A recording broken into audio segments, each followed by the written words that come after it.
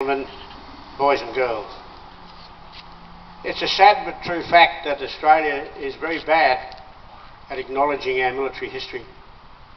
For some reason we seem to be reluctant to acknowledge our many significant victories.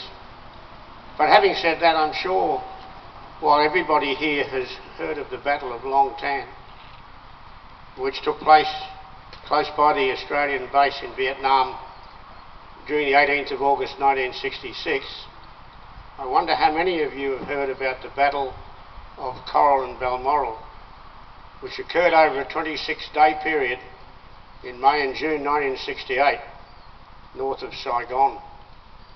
It involved two Australian battalions, the 1st and 3rd Battalions of our regiment, two artillery batteries, one Australia and one New Zealand, tanks and armoured personnel carriers, plus American artillery and air support.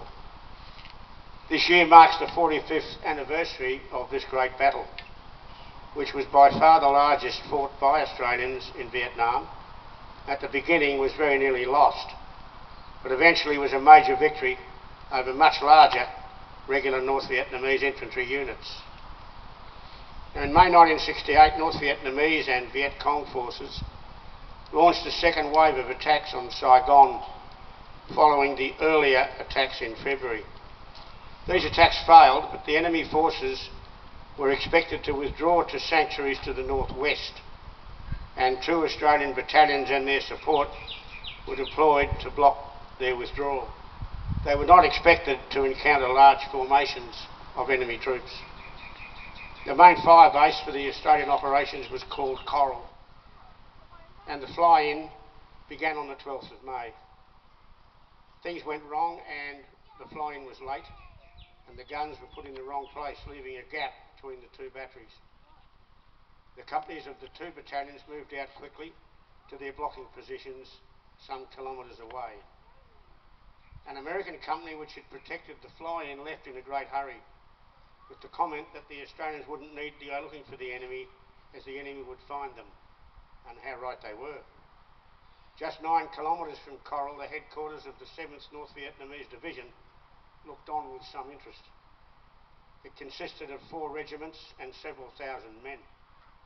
They quickly realised there was a rich prize just down the road and decided to attack it that night before the defences were strengthened. And at 3:30 a.m. on the 13th of May, all hell broke loose as a major attack was launched. The perimeter of the fire base was breached and the enemy captured 2 of the Australian guns. They were only recaptured by a desperate counter-attack. The attack continued till after first light, when it was finally defeated, but only just. Firebase Coral was quickly strengthened, but a new attack was expected, and sure enough, at 2:30 a.m. on the 16th of May, it was attacked yet again. But this time it was much stronger, and the attack was beaten off by daylight with heavy enemy casualties. There wasn't any doubt about it, the Australians were now in the big league and further attacks were expected.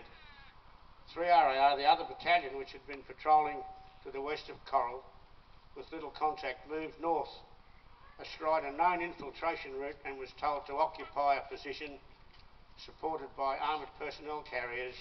It was to be known as Fire Support Base Balmoral.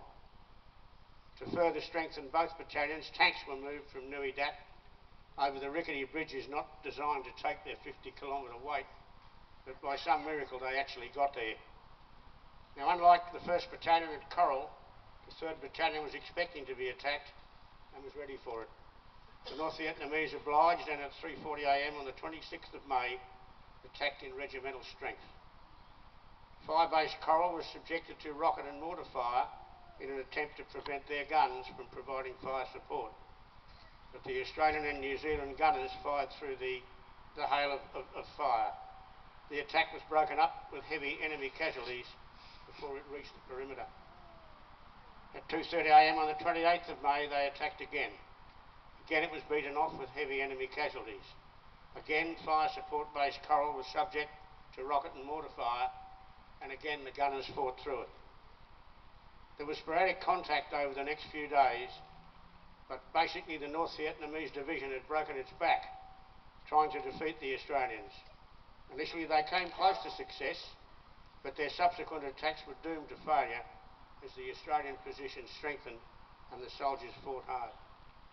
The whole Australian force returned to the base at Nui Dat on the 5th and 6th of June, knowing that they'd won a huge victory over a much larger and professional military force. Now, I know this story to be true because I was there. Now, ladies and gentlemen, while my talk today has been about Vietnam, I ask you to spare a thought for all Australians who have served this great country of ours in both peace and war as members of our Defence Force, particularly those who have died, and let's not forget their families. But also let's save a special thought for the young women and men who are in harm's way today as we enjoy peace and prosperity in this, the best country in the world. Thank you very much.